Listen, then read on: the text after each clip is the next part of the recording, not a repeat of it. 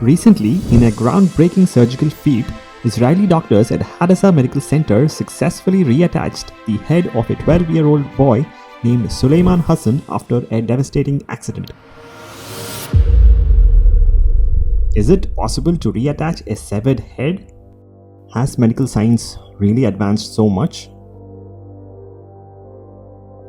Suleiman Hassan, a 12-year-old male from Israel, was riding his bicycle on a fine morning when tragedy struck.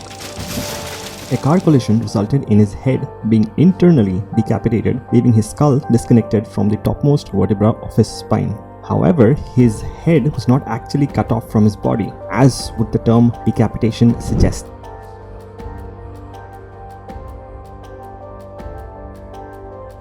Internal decapitation is a phenomenon that occurs when the ligaments that attach a person's occipital bone to the atlas, that is the atlanto-occipital ligaments, are severed. As we already mentioned, the word decapitation is a bit of a misnomer because the head is still attached to the body. The base of a human skull is formed by the occipital bone, which sits upon the first cervical vertebrae, or the C1 vertebra.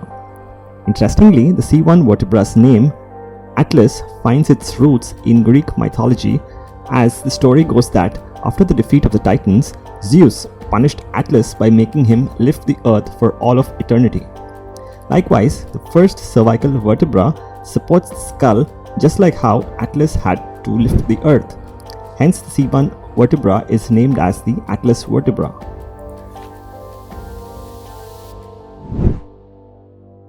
Spinal injuries are primarily important due to the compression effect they can have on the spinal cord that passes through it. The spine's function is to protect the spinal cord that passes through it, just as the thick skull protects the brain that is housed in it. An internal decapitation is a life-threatening injury, with most patients dying on the way to the hospital because such an injury may cause a stretching or compression of the brainstem where the cardiorespiratory centers that control life itself lie, or stretching and compression of the spinal cord that carries these impulses from the cardiorespiratory controls from the brainstem to the cervical sympathetic ganglia and the origin of the phrenic nerve at C3 to C5.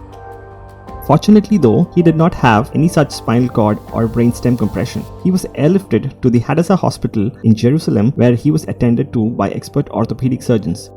This is how an internal decapitation looks like on an X-ray. Suleiman underwent an emergency repair by expert orthopedic surgeons led by Dr. Einav, where they had him placed with specialized skull plates that were attached to the spine with other plates and screws in a surgery that lasted 12 hours. This is a post-operative X-ray showing the fixation of an atlanto-occipital dislocation. Suleiman's condition required a prolonged recovery with weeks of intensive care after the operation.